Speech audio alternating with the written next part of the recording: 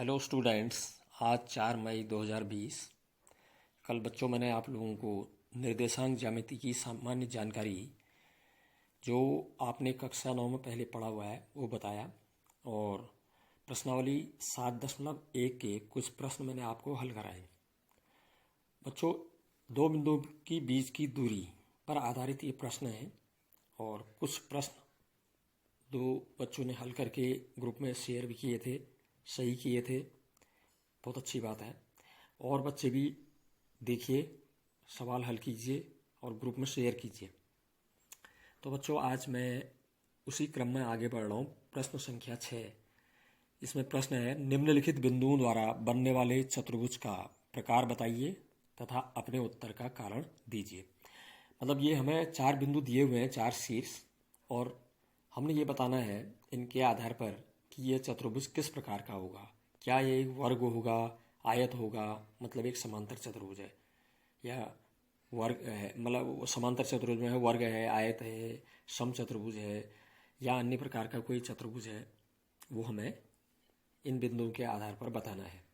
तो इन बिंदुओं के आधार पर माने हम क्रम से इन बिंदुओं के नाम दे देंगे कुछ, और उनके बीच की दूरी निकाल करके भुजाओं की लंबाइयाँ निकालेंगे, तो हम ज्ञात कर पाएंगे कि ये किस प्रकार का चतुर्भुज है। तो पहला लेता हूँ मैं यहाँ पर, पहला खंड इसका। इसके बिंदु हमें दिए हैं -1, -2, दूसरा बिंदु 1, 0, तीसरा बिंदु -1, 2, और चौथा बिंदु -3, 0।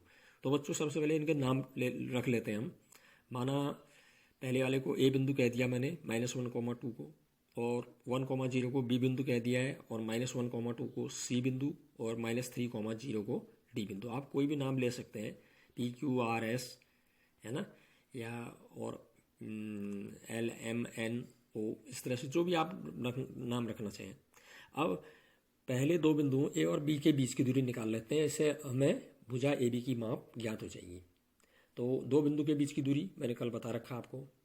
पहले बिंदु को x1 y1 ले लीजिए, दूसरे को x2 y2 ले लीजिए। फिर दो बिंदु के बीच की दूरी वाले सूत्र से √x2 - x1 का स्क्वायर प्लस y2 - y1 का स्क्वायर।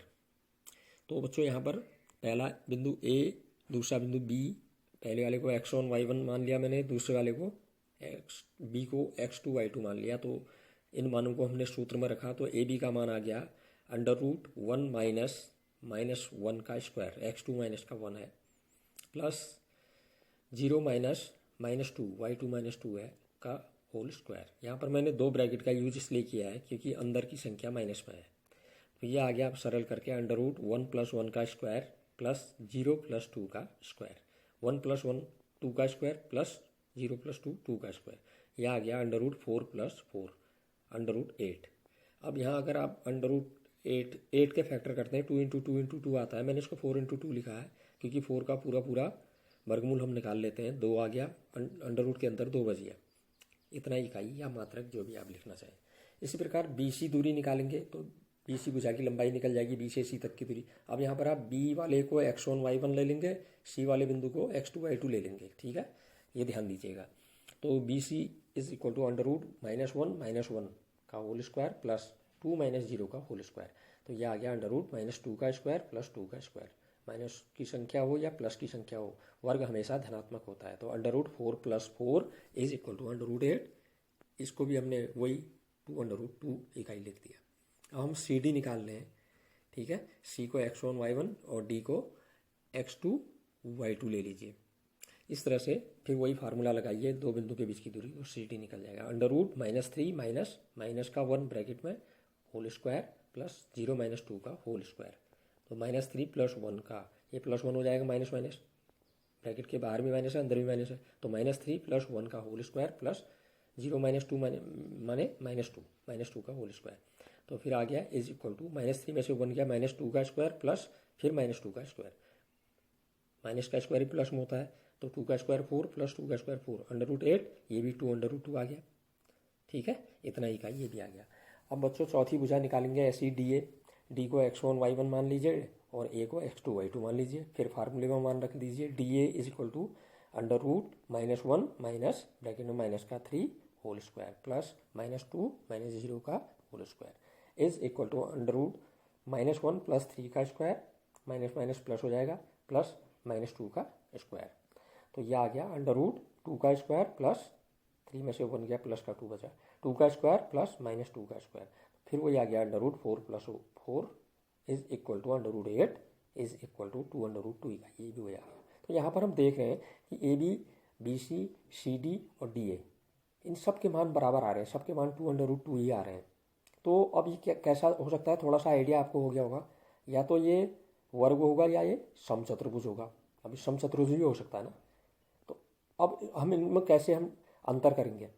अगर इस चतुर्भुज का एक कोण 90 अंश आ जाता है तो फिर ये समचतुर्भुज भी हुआ ही है।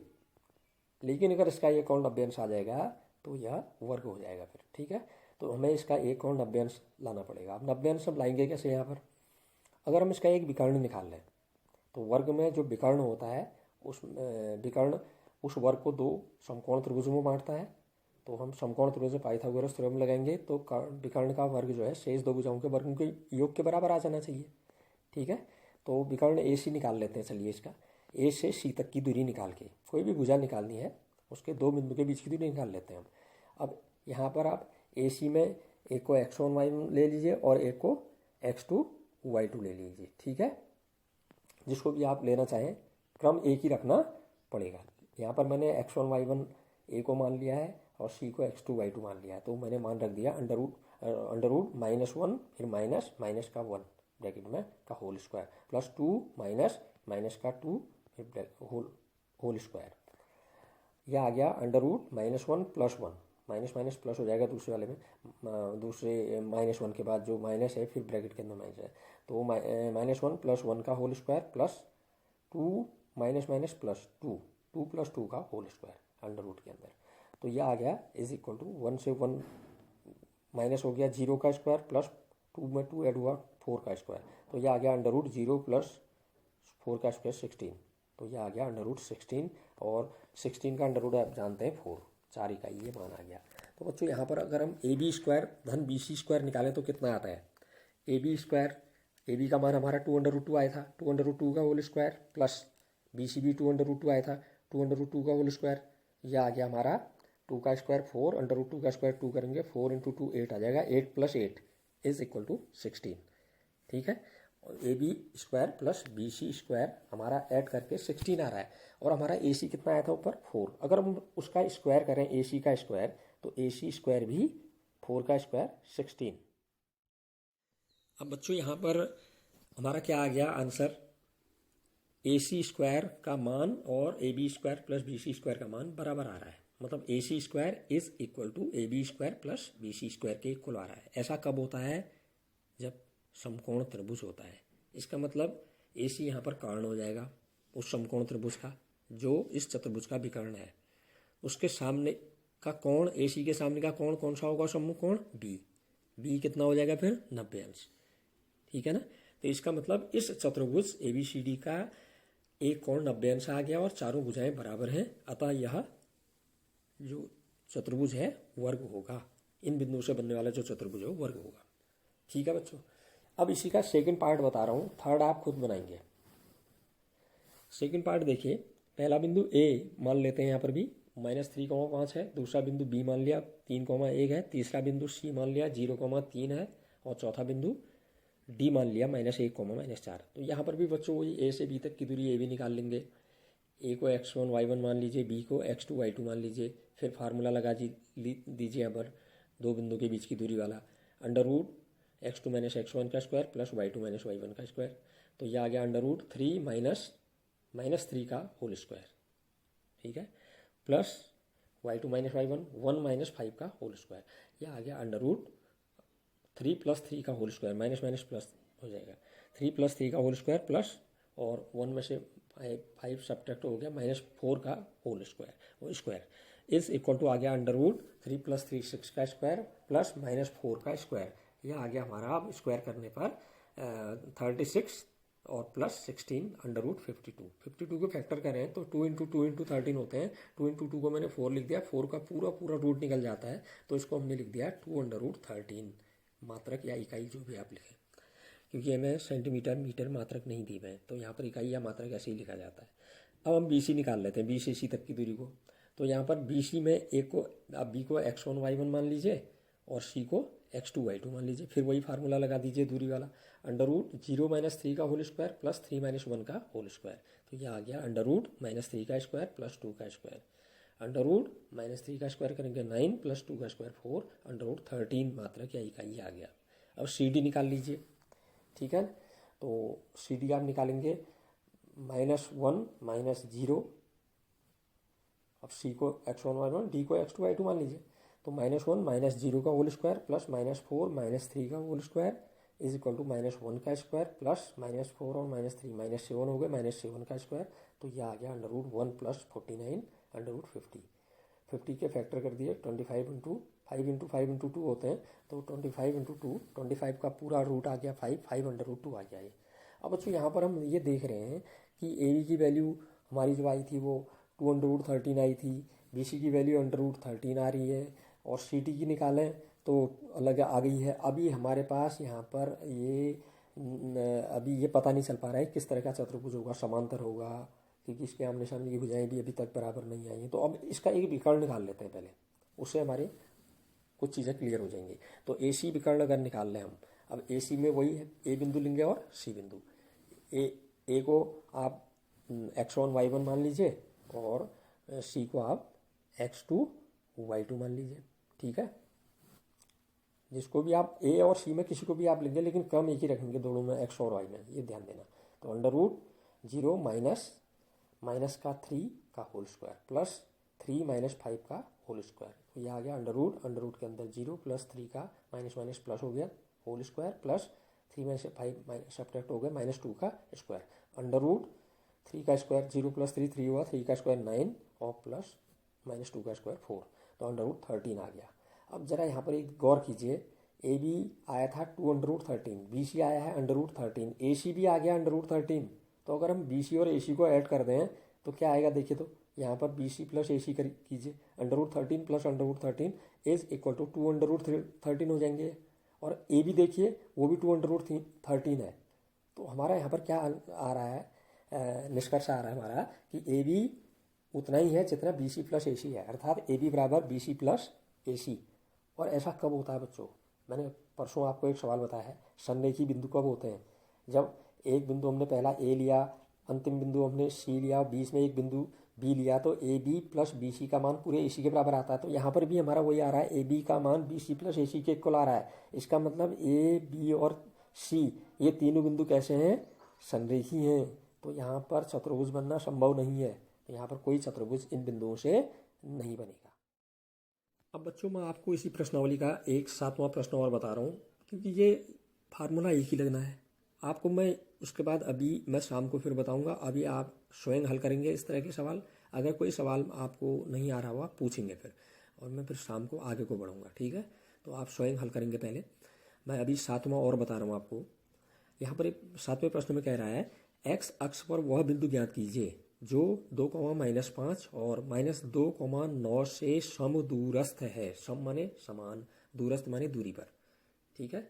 ये कह रहा है कि एक्स अक्ष पर ऐसा कौन सा बिंदु है जिसकी 2, -5 से और -2, 9 से दूरियां बराबर आ रही हैं। ऐसा बिंदु हमें निकालना है। तो अब एक्स अक्ष की बात कर रहा है, आपने 9th में भी पढ़ा है।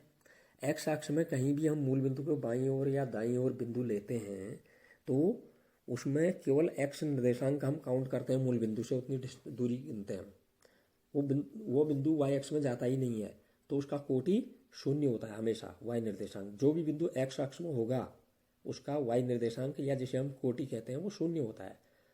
और अगर कोई बिंदु वाई अक्ष में स्थित है तो उसमें उल्टा होता है, उसमें एक्स निर्देशांक या भुज 0 हो जाता है।